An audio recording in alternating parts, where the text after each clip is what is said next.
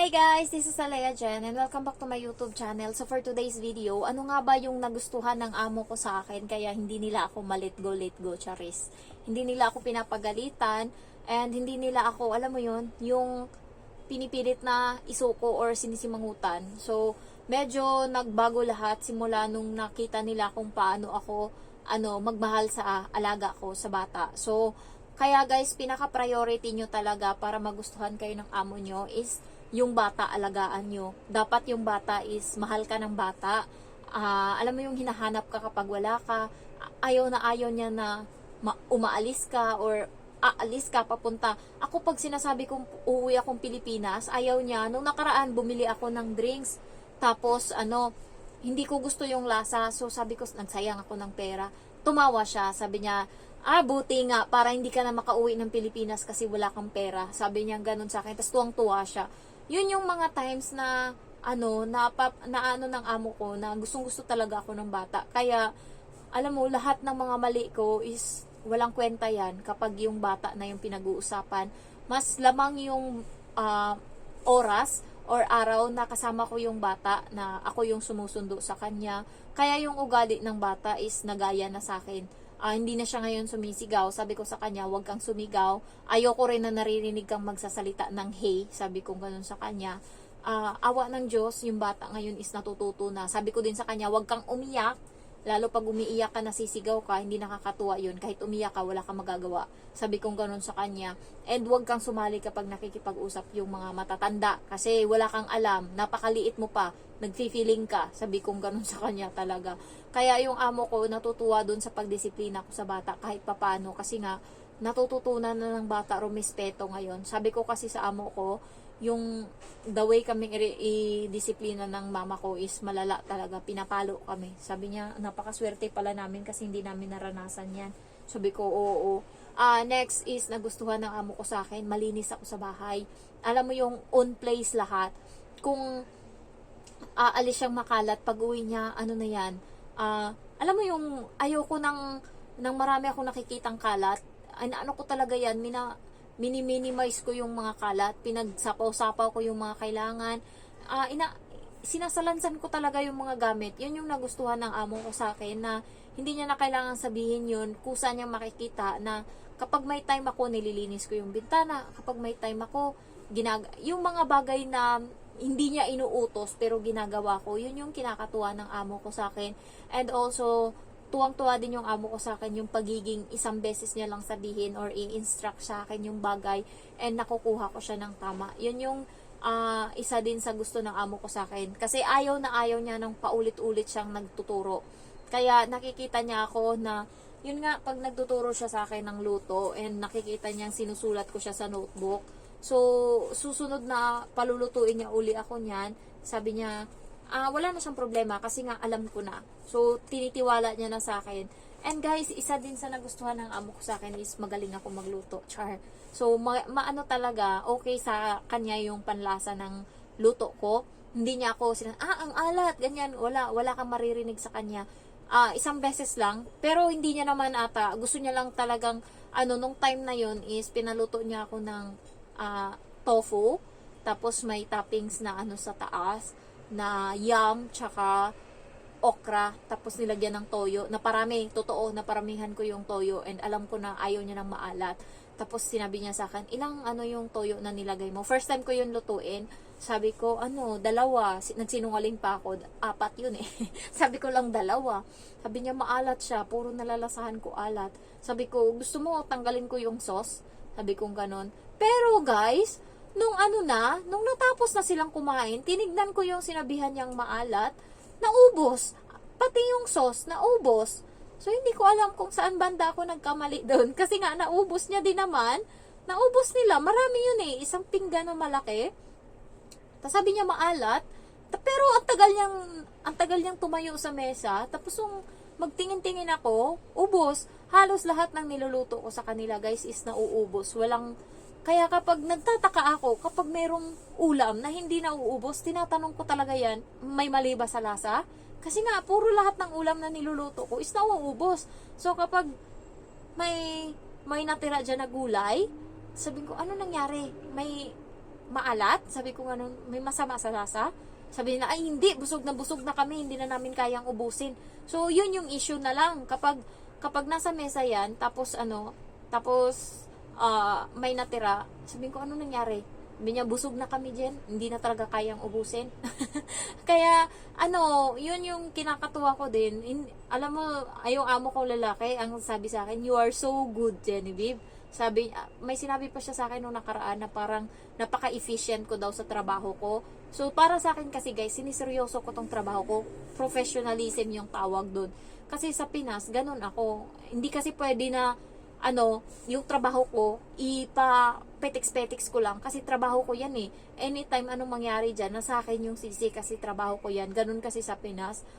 May mali lang akong desisyon sa isang bagay, ako yung malalagot. Kaya yun yung hanggang dito sa Hong Kong, dala-dala ko. Kaya swerte or ano ba yun, lahat pala ng nangyayari sa atin sa past is maa-apply natin siya sa future. Parang yun pala yung way ni God na inuunti-unti ka niya para pagdating ng time na nilagay ka niya sa ganyang trabaho or posisyon, may idea ka na, alam mo na yung gagawin mo. So, thankful din ako kasi naranasan kong magluto sa Pinas.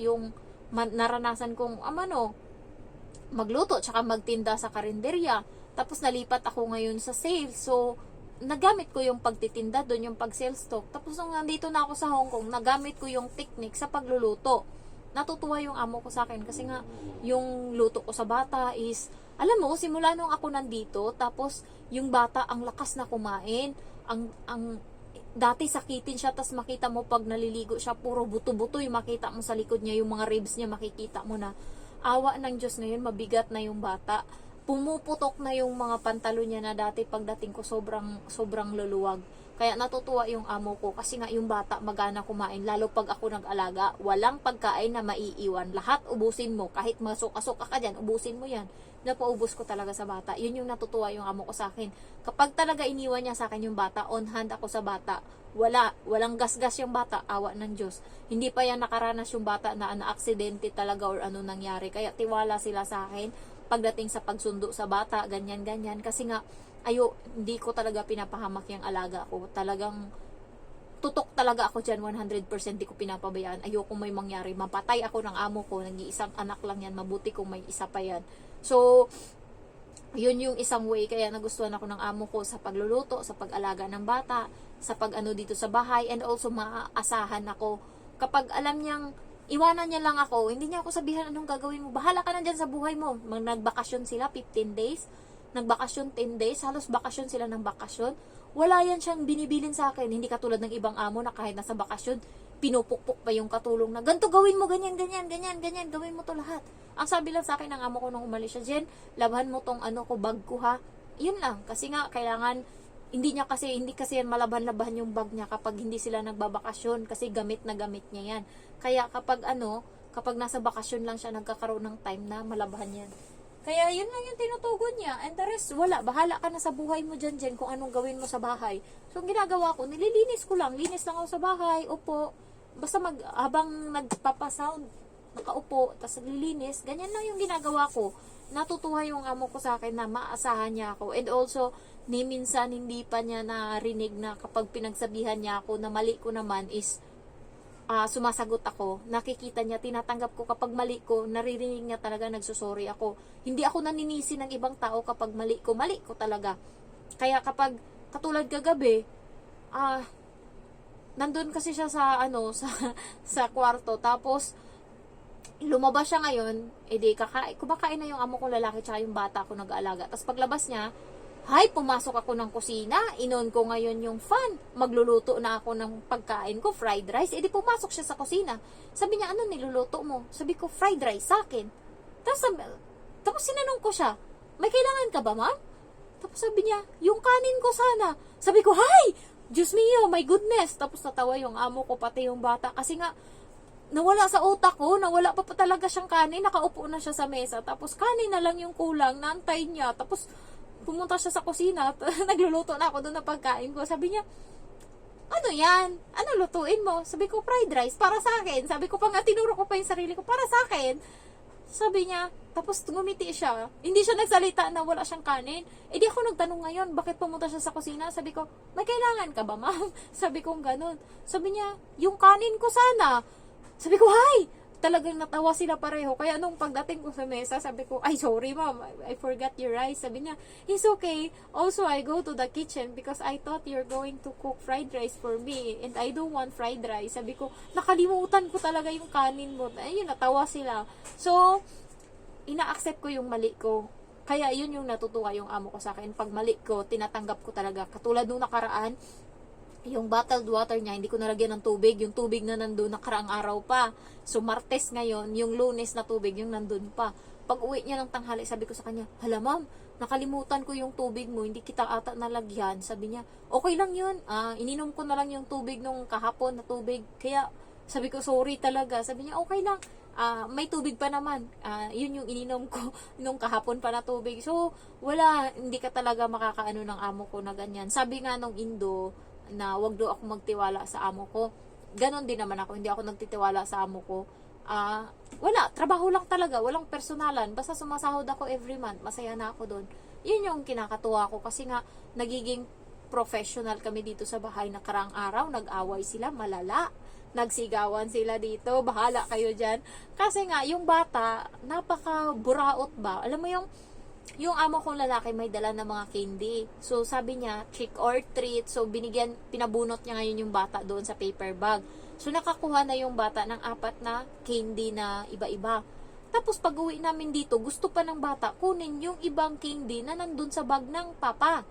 Eh, sabi ng papa, hindi na, nakakuha ka na, ipinipilit ng bata, nagpiplease pa, hanggang sa umiyak. So, ngayon, sabi ng papa, hindi talaga pwede, meron ka na eh. Hanggang sa sumali na yung nanay, kasi nagsumbong na yung bata sa nanay, pero nandun din yung nanay, nakikinig, tapos ngumiti yung nanay, nagsumbong yung bata. Hanggang sa nag-away na sila, nagsigawan na silang 3 ng bata, ayan, malala na. Nung huli, yung papa pa yung lumabas na mali. So, yun, dito sila nagsigawan muna sa tapos na ako sa gawain ko, na hatid ko na din yung tubig nila doon sa loob, nasarado ko na yung mga kortina, ready na sila to sleep kasi tapos na ako sa gawain ko, bahala na kayo dyan. Nandun ako sa kusina, naghugas. Tapos biglang nag-away sila dito, hindi pa sila natapos dito, pumasok sila sa kwarto, doon na nagsigawan, nung doon na napiko na yung lalaki, sumigaw na din yung lalaki. Yung amo kong babae, kapag sumigaw na yung lalaki, natatakot na yan siya kasi nga may trauma na siya dyan. Sa bahay kasi nila doon sa matatanda, yung babae doon, yung mama ng amo kong babae, under siya. Yung papa yung may batas doon sa bahay. Kapag yung papa yung sumigaw doon sa kanila, yung matandang lalaki, lahat takot. Kaya nung narinig niya na sumigaw na yung lalaki dito sa bahay, nag-reason out na, tas galit na, tumahimik na yung amo kong babae. So, ayun, yun yung parang code niya na kapag parang na siya na dapat tumahimik na siya kasi nga iba magalit pag lalaki. So, yun, nanahimik na sila. Maaga silang natulog. Maaga silang natulog dahil doon. Kaya, nakakatuwa lang minsan yung mga konting bagay. Yun yung mga pinag-aawayan nila. Yun yung mga nagustuhan din nila sa akin kasi nga, wala akong pakialam sa inyo, bahala kayo dyan sa issue nyo, hindi ko kayo naintindihan. Yun yung nasa ko. Kaya pagka umaga nun, pagkagising nila, matino na yung utak ng babae. Hindi ko alam kung bakit, nakangiti. Sabi ko, ay, good morning ma'am, sabi ko gano'n. Isa din siguro yan sa natutuwa sila sa akin kasi magalang ako ba. Pag nakikita ko sila, nag-good morning ako, ganyan. Minsan lang yung lalaki, nakakalimutan ko. Alam mo yung sabi niya bye-bye, tapos nakatingin na ako sa kanya. Akala ko kasi yung sinabihan niya ng yung babae, yung pala pagtingin ko, wala na yung amo kong babae dito sa mesa. So, para sa akin pala yung babay na dapat magsasabi din ako bye sir. So, hindi ko nasabi na, antay lang ako, baka kasi mamaya ako yung magbabay, tas biglang para pala yun sa amo kong babae, di nagselos. Tapos, wala, parang hangin lang. Naawa ako sa lalaki, hindi ko man lang na-replyan na babay din, nakakahiya yung ginawa ko.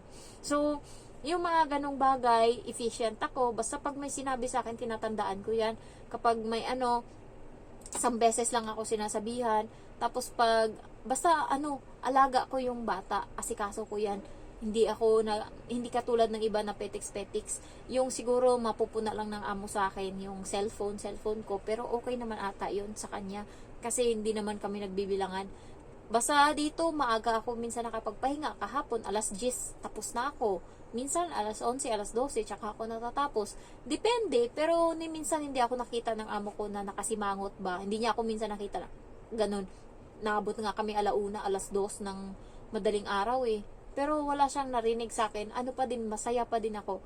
Pero yun lang, nung naghubad siya, tapos nakita ko, tapos ayun, na-issue, na talagang nagalit siya, tapos sinadya niya talaga na hindi ako patapusin ng maaga, doon talaga ako nagalit sa kanya na kinaumagahan, hindi ko siya hindi ko siya pinapansin. Tapos parang, hindi ko siya talaga pinapansin. Tapos nakasimangot ako, nainis ako sa mukha niya.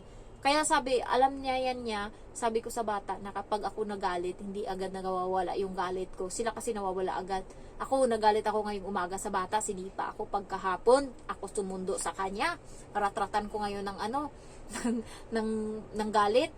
Talagang binungangaan ko sa daan talagang hanggang sa napaiyak siya. Iyak talaga siya. Di natuwa ako. Salamat naman, umiyak ka. Gaba mo yan. Parang sa isip ko, deserve mo yan. Sinipa mo ako kanina, hindi ako makaganti kasi nandyan yung amo kong lalaki, hindi ako makagalit. Nakatingin kasi yung amo kong lalaki sa tabi lang eh. Sinaway lang siya. Sabi ko lang sa kanya, aga-aga mo para umiyak. Ginanon ko lang siya. Pero pagkahapon, manda ka sa akin. Sabi ko, yung ugali mo, ayusin mo yan. Di nakakatuwa. Ba't ka nananakit? Akala mo nakakatuwa yan. Pag ikaw sinaktan ko, matutuwa ka? Try ko kaya, sipain kita. Ginanon ko siya. Alam mo yung, sabi ko sa kanya, yung mga ginagawa mo, pag binalik sa'yo, tas hindi ka natuwa, dapat ganun din yung maramdaman mo. Kaya ngayon guys, pag pinapagalitan ko siya, or ano mangyari, sabi niya sa akin, pag ikaw kaya, ginawa ko sa'yo yan, tingin mo hindi ka magagalit? Tingin mo matutuwa ka? Hay, binalik na sa akin ngayon yung tinuro ko sa kanya. Kaya natutuwa na din ako, kasi kaugali ko na yung bata. Ayun lang guys, thank you for watching and I love you all, bye-bye. Alam nyo ba sa isang araw ngayon, ilan yung na-vlog ko? 5 na. 2 kanina, tapos 3 ngayon. Ganun ako kalala. Isang beses lang ako mag-vlog sa isang linggo, minsan.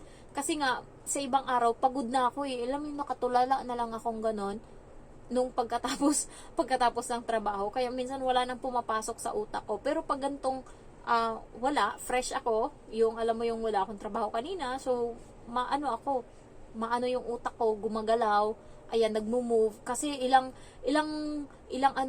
weeks akong parang lutang na nagva-vlog, minsan nga, nagsasalita lang ako, pero pala nakakatulog na yung utak ko, tapos biglang gaganon lang ako. So, ayun guys, thank you for watching and I love you all, bye bye.